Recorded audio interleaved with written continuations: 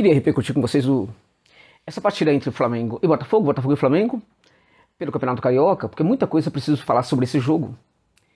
Tanto sobre o Botafogo, como também sobre o próprio Flamengo, né? Acho até que o Botafogo merece um vídeo à parte, e acho que dá pra encaixar esse vídeo aqui no canal na segunda-feira, né? Pra pontuarmos questões muito mais problemáticas dessa equipe aí, e também da observação da abordagem que é feita sobre o Botafogo atual. Acho que é uma abordagem bastante passapanista em relação a alguns processos que têm acontecido no clube, né? E eu fico impressionado com a paciência impressionante de alguns em relação a certos processos do Botafogo. E também o comando do próprio Luiz Castro, né? Que é um técnico que evidentemente não é culpado por tudo que está acontecendo no clube. Há também questões de planejamento aí, busca no mercado de alguns jogadores que talvez não sejam tão interessantes assim. E também a falta, né, de visão em relação ao lado do campo, que é um problema do Botafogo. A gente viu também nessa partida aí, um problema do lado do campo aí do Botafogo. Também falar sobre o Flamengo, Botafogo, portanto, na segunda-feira, acho que tem um vídeo aí, a parte para aprofundarmos mais essa questão aí, né. O Flamengo também, precisamos falar o que aconteceu com esse Flamengo que jogou bem nessa partida contra o Glorioso e que não vem conseguindo jogar bem em outras partidas, por exemplo, contra o Del Valle, pela Copa Sul-Americana. A equipe foi uma decepção, né, porque conseguiu jogar bem nesse jogo e não jogou bem contra o Del Valle. Em teoria, o entrosamento da equipe titular é absurdamente maior do que o entrosamento da equipe reserva, né, digamos assim. Por que então que a equipe reserva consegue fazer um jogo bastante aceitável e a equipe titular não o faz? Vamos abordar isso aqui também. Permita-me, antes disso, fala tudo isso aí, sobre tudo isso aí, gente, e outras questões mais.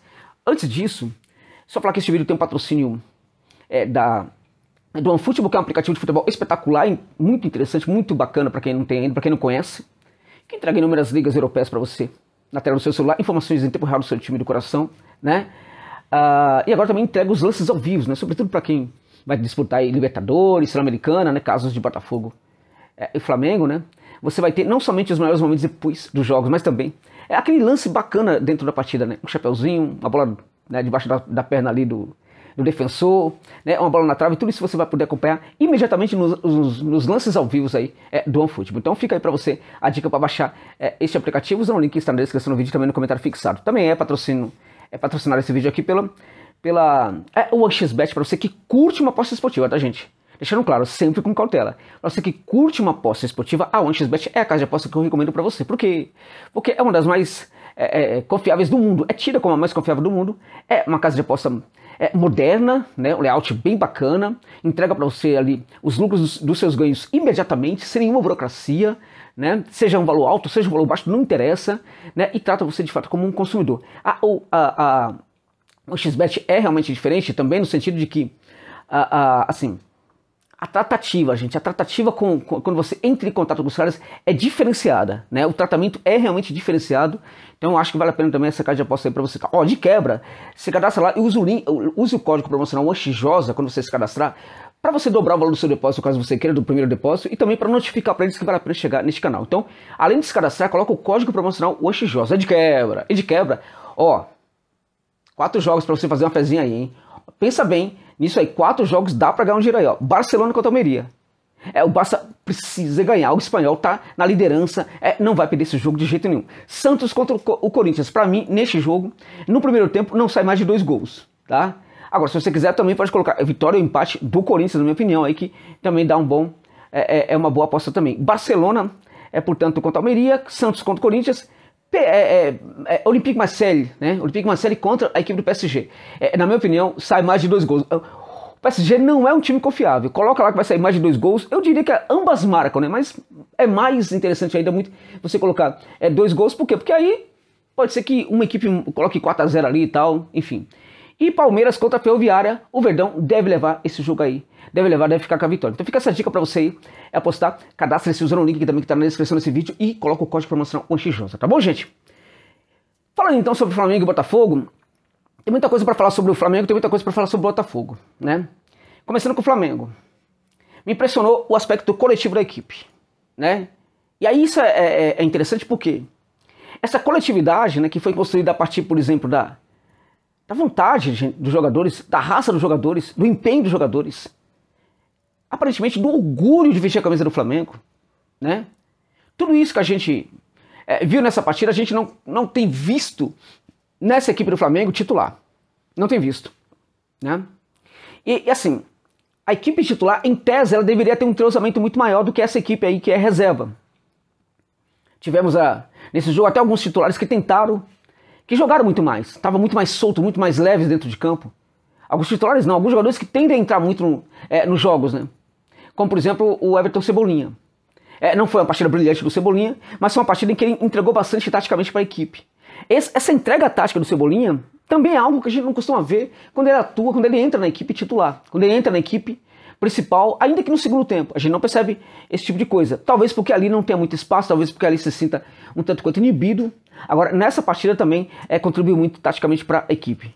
A gente viu também de novo, né, o mestre Rodrigo Caio, né, o maestro Rodrigo Caio, esse baita jogador ali, tendo uma atuação brilhante, né, às vezes ali tendo que precisar segurar um pouco a onda ali da linha, né?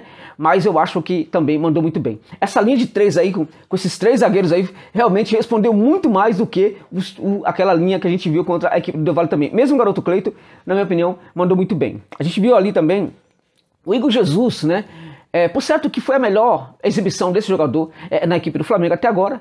Acho que taticamente os aspectos táticos da equipe também favoreceram bastante o desempenho do Igor Jesus, que fez uma partida ali bem interessante, na minha opinião, a melhor partida que ele fez com a camisa titular do Flamengo no elenco principal do Flamengo. A melhor, né? Evidentemente que também tivemos ali mais uma partida muito boa do Matheus Gonçalves. E quando eu falo, por exemplo, da questão tática do Flamengo, precisamos entender o que aconteceu nesse jogo, né? Tivemos ali um Cebolinha, né, precisando se comprometer muito mais taticamente, até para liberar um pouco o garoto Matheus Gonçalves, né. O Cebolinha, na verdade, gente, na maior parte das vezes, ele trabalhou por dentro, né, também quando precisou voltar, perseguir, ele perseguia também, sobretudo por dentro, às vezes também se deslocava um pouco mais para o lado, mas sobretudo por dentro. Foi uma partida tática do Cebolinha importante, e aí ele facilita muitas coisas para Matheus Gonçalves, que acaba virando esse ponta, né, ele vai trabalhar por fora enquanto o Cebolinha trabalha por dentro. Olha que interessante. Será que o Vitor Pereira em alguns momentos não pede isso também para jogadores titulares? E será que os jogadores realmente cumprem isso que pede o Vitor Pereira? É algo que eu fico pensando aí, porque realmente não é tranquilo, não é muito fácil imaginarmos, por exemplo, que o Vitor Pereira não peça esse tipo de coisa também para os seus jogadores titulares. A questão é, o jogador cumpre? Né? O jogador faz aquilo que o técnico pede para ele dentro de campo, os jogadores do time principal? É uma questão para nós pensarmos aí. Porque essa mudança tática aí, ela realmente pede muito comprometimento dos dois jogadores, sobretudo do Everton Cebolinha. E ele entregou no comprometimento, assim como também o Matheus também entregou no comprometimento, mas o garoto aí, ele sempre entrega toda vez que ele entra no time do Flamengo, né?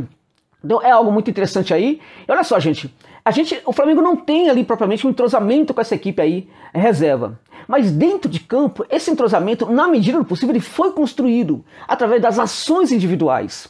Né? Uma relevância tática da equipe, quando ela está muito bem taticamente, ela acaba empoderando as atuações individualmente falando, né? Agora, quando a equipe precisa se estabelecer taticamente dentro de campo, ela precisa se construir taticamente dentro de campo, quando isso acontece porque ela está muito modificada, né? Ela só vai ter relevância tática no jogo desse quando os jogadores tiverem grandes ações individuais, um comportamento individual muito importante, muita entrega, muita disposição, muita luta em campo, muito orgulho mesmo de vestir a camisa do time que está representando.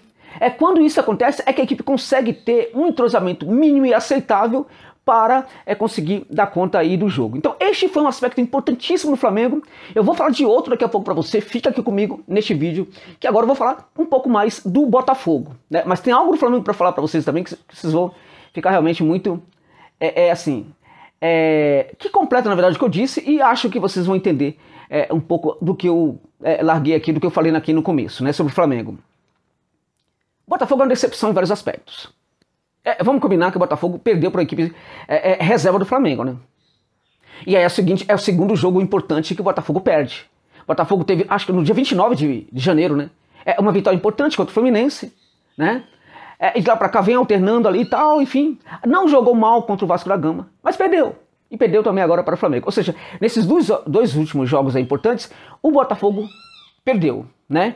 Perder o Vasco da Gama naquelas condições e até jogando bem, ok, mas perder para o Flamengo, o time reserva do Flamengo é inaceitável. E aí, gente, muita coisa, vamos pontuar sobre isso aí. É a questão de que o Botafogo não tem elenco, tal, tudo mais, enfim, tal. Com esse elenco aí dá pra fazer um jogo melhor contra a equipe do reserva do Flamengo. Tinha obrigação de jogar mais contra a equipe reserva do Flamengo. Né? E não jogou mais, foi uma falta de vergonha, foi um vexame que o Botafogo fez em campo. Um vexame. Na defesa, mal, o Carly, né? Fãzaço do Carly, hein? Sou fã, gosto muito dele, inclusive como pessoa. Mas será que é o cara pra vestir hoje a camisa titular do Botafogo? O Carly não é aquele cara, por exemplo, pra já, sabe, ser trabalhado pelo clube até pra virar um possível dirigente no futuro. Recebendo formação, claro. Não deixando as atividades como jogador e já virando dirigente. Eu sou contra isso. Mas já recebendo formação. Porque será que ele é o cara pra vestir mesmo ainda a camisa titular do Botafogo? O Carly, com todo respeito ao grande Carly, é pra tanto, né?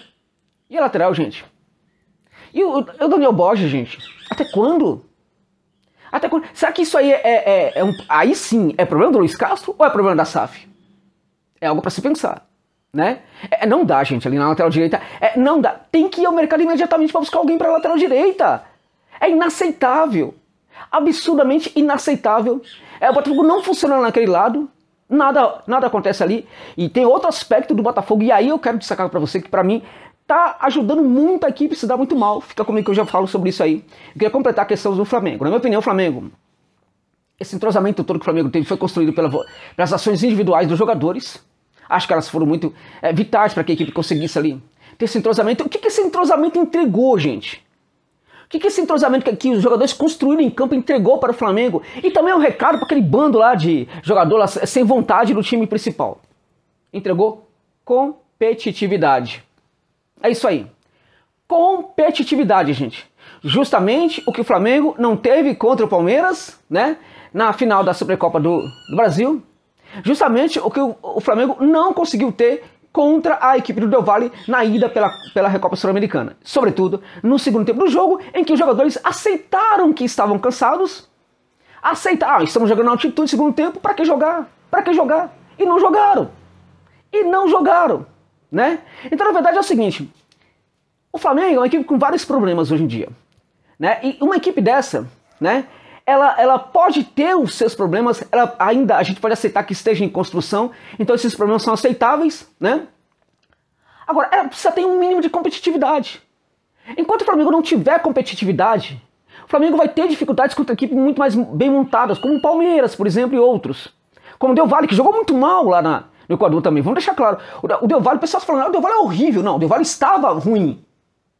Né? A gente admite que o Flamengo está ruim, mas não é horrível, mas a gente não quer admitir que o Del Valle estivesse ruim, mas não é necessariamente tão ruim como esteve naquela partida. O Del Valle é uma equipe que está num processo de retomada da sua competitividade, fez apenas o segundo jogo oficial na temporada quando pegou o Flamengo, e pode jogar muito mais no Rio de Janeiro. Né? Assim, a questão do Del Valle, como eles têm um jogo de memória muito eficiente, é capaz de evoluir muito em 3, 4, 5 dias. E o que vai acontecer?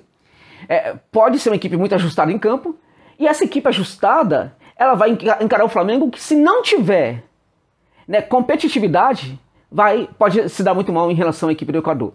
Ou seja, individualmente, o time do Flamengo pode vencer com facilidade a equipe do Del Valle. Agora, a equipe do Flamengo precisa ter mais relevância tática para construir essa competitividade mínima e aceitável para enfrentar uma equipe como o Del Valle. Precisa igualar, não precisa nem superar, igualar o Del Valle na vontade, precisa igualar o Del Valle na competitividade para sobrar contra o Del Valle. Se igualar na competitividade e na vontade, sobra contra o Del Valle e vence o Del Valle facilmente. Agora, vai fazer isso? Para tanto, os jogadores precisam ter a entrega que esses garotos tiveram. Porque o grande aspecto, o que foi mais interessante nesse jogo foi justamente, né, o fato de que sobrou vontade, sobrou raça, sobrou disposição desses jogadores do Flamengo aí. Muito entrosamento, né? Um jogo profundo em alguns momentos aí, né? E sobretudo também uma compactação em vários processos, gente. Compactação defensiva muito boa, né? A compactação também se apresentava, mesmo no setor de meio de campo em algumas situações. É muito interessante. Né? Agora, cadê a compactação defensiva e também cadê a recomposição defensiva do time principal? Precisa entregar nisso aí também. E se entregar, acho que a equipe consegue, por exemplo, o titular, né, superar a equipe do Del Valle. E contra a equipe do Botafogo, para terminar, Eu acho, por exemplo, que a questão ali do... o grande problema para mim do Botafogo hoje, um dos grandes problemas também, é a questão do mental. Não dá, por exemplo, para ter esse comportamento, cartões amarelos direto, e vários jogadores ali, jogadores importantes inclusive, completamente destemperados em campo. Inclusive o Carly, né? Em alguns momentos ali o Carly também, né? Tiquinho e tal, mesmo no banco de reservas. Também não dá para aceitar esse tipo de coisa não. Né? Então tem muita coisa no Botafogo que precisa melhorar, precisa ser ajustada, precisa ser reajustada. Tem muito erro no Botafogo ainda. Né? E acho que tem muita gente aí que tá com um olhar muito positivo. Às vezes eu fico pensando, cadê o torcedor da arquibancada também? Precisa um pouco dele. Evidentemente, né, que é necessário ter um olhar objetivo também um pouquinho aí para o que tá acontecendo. Mas, gente, às vezes também precisa do torcedor de arquibancada. Parar de passar paninho por muita coisa que tá acontecendo no Botafogo. Não dá pra aceitar, gente. Quando é que o Botafogo vai ser diferente? Quando é que vai entregar um pouco mais? Quando é que vai ser uma equipe mais competitiva, que entrega resultado e que dá para o torcedor a confiança de que ele pode ter uma grande equipe em 2023? Quando? Ô Luiz Castro, quando é que você vai se apresentar para o Botafogo, meu amigo? É isso.